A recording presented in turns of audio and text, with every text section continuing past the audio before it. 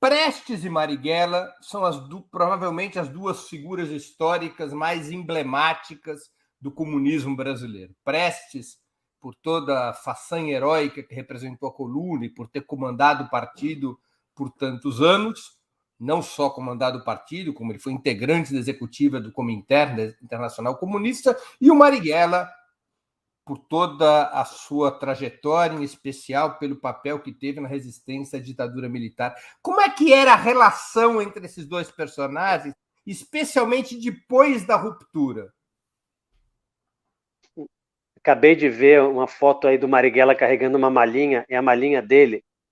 Essa foto foi feita no dia 17 de abril de 1945. Ele está viajando da Ilha Grande para a Polícia Central no Rio, de onde ele vai para o presídio da Frei Caneca para ser solto no dia seguinte, aos 33 anos de idade, depois de quase 6 de prisão, sem namorada, sem companheira, e quando o estudante comunista Paulo Mercadante, estudante de direito, vai buscá-lo na porta da cadeia, o Marighella não pergunta nada sobre o cenário político, ele só faz uma pergunta: então, onde estão as garotas? Bom, Prestes e Marighella. Prestes foi um dos dois maiores ídolos políticos que o Marighella teve na vida. O primeiro foi o Stalin.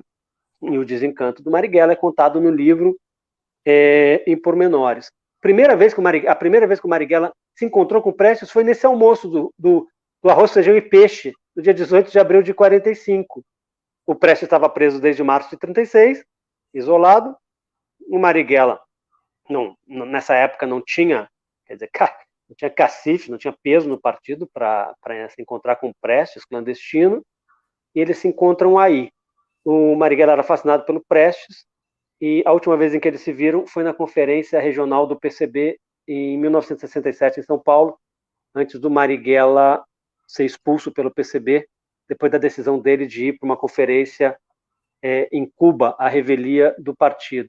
Seguinte, Breno, eu faço questão sempre de dizer, a figura mais importante, o personagem mais relevante da história do comunismo brasileiro se chama Luiz Carlos Prestes. Ponto. Na minha opinião, o personagem mais encantador bom, obviamente, gente, eu sou suspeito, chama-se Carlos Marighella. É mais ou menos a relação, para quem gosta de futebol, Pelé-Garrincha, né? Pelé foi inegavelmente o melhor jogador, mas Garrincha era o mais charmoso jogador. Mas agora eu vou dizer para ti quem eu acho o personagem mais denso, personagem assim para romancista russo do século XIX, começo do século XX, Diógenes Arruda Câmara. Esse é um baita de um personagem, esse é um homem do tempo dele, e que quando foi afastado da direção do PCB, criaram a expressão arrudismo, né? O famoso pagou o pato sozinho, né? Acho fascinante o Arruda, acho um grande personagem da história. Muito bem. A relação Prestes e Marighella sempre teve um tom de reverência do Marighella, por mais que fossem camaradas, muito grande em relação ao Prestes. Prestes era uma figura legendária, uma figura mítica. E não foi fácil para o Marighella sair do PCB. É que o Marighella, como eu conto no livro, é o seguinte: o PCB já estava fragmentado antes do golpe. O Marighella fazia parte de uma facção à esquerda, minoritária, que era integrada por ele, Câmara Ferreira, Jacó Gorender, Mário Alves. O Lenin uma vez se referiu ao Bukharin como o favorito do partido. Pelas dezenas de comunistas que eu ouvi, que Mário Alves era o favorito do partido, era tido como o quadro intelectual mais sofisticado, né? Apolônio de Carvalho, essa galera estava à esquerda, e no cenário político se identificava mais com as posições do Brizola. A direção do partido era mais próxima do João Goulart, e na prática entregou o João Goulart a prerrogativa de resistir ao golpe, acreditou que o Jango ia resistir, e por uma série de circunstâncias históricas e de convicções do presidente João Goulart, que era um homem decente, o único presidente da República que morreu longe do seu país, no exílio, né? Bom, tinha já em 64 essa fragmentação partidária. Com o golpe, para o Marighella, na verdade, o partido ele parou de ver o PCB como instrumento necessário para combater a ditadura. E como Marighella, gente, vou contar rapidinho, Breno, outro dia eu botei uma foto assim, foto de uma madrugada aqui no Rio, seu Jorge, Wagner Moura e eu, Aí eu botei a galera aqui mariguelando no Rio. Aí uma pessoa comprou mariguelando, vocês estavam assaltando bancos para sustentar a revolução. Cara, olha só. O Marighella era poeta, o Marighella fazia música, o Marighella era um cara vinculado às artes. E quando o Marighella vai demonstrando a insatisfação dele com o partido, tem um capítulo, o primeiro capítulo da terceira parte do livro se chama CPI da Linguiça. É que uma galera tinha, em vez de ir para uma reunião, tinha ficado ali na linguiça frita, na cerveja. Marighella não bebeu cerveja, Marighella era abstêmio, aquela capa da Veja de 68 adora batidas de limão, aquela matéria mentirosa do início ao fim, tenta vender a história de um porra louca, irresponsável, um aventureiro. Marighella pode se discordar de opiniões que ele teve durante a vida, mas o Marighella era um dirigente partidário e de uma organização guerrilheira altamente disciplinado, altamente organizado. As pessoas entravam num aparelho, quando viam a cama arrumadinha demais, diziam, não foi o Câmara que passou aqui, foi o Marighella. O Marighella tinha estudado engenharia civil, né? Acho que o Câmara também estudou engenharia civil sem completar o curso. Finalizando a resposta à tua pergunta, é o seguinte, uma relação de reverência. Aí, quando vem o golpe, o Marighella passa a se opor na direção às posições do Prestes.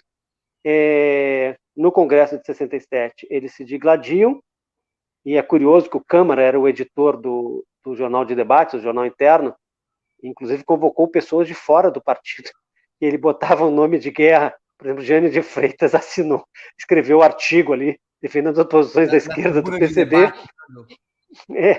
Oi? Na tribuna de debate para o 6º Congresso. Tribuna de debates, eu tenho a coleção inteira aqui. Aí não tem um nome lá. Quando era Menezes, a gente via. Pô, era o Marighella. O Prestes era Antônio alguma coisa. Oi? Antônio Vilar. Pode ser Antônio Vilar, e deve ter um outro nome de guerra. Essas coisas eu conto no livro, né? Até que há esse encontro e tal, eles se separam, e o Prestes vai se referir pouco tempo depois da morte do Marighella, sei lá, 2 anos depois. Acho que está no epílogo, né? Perguntam ao Prestes sobre a luta armada no Brasil, e ele diz o seguinte, que o terrorismo é a sarna do revolucionarismo pequeno burguês. Ao contrário do que você pode achar que fosse algo pessoal, não.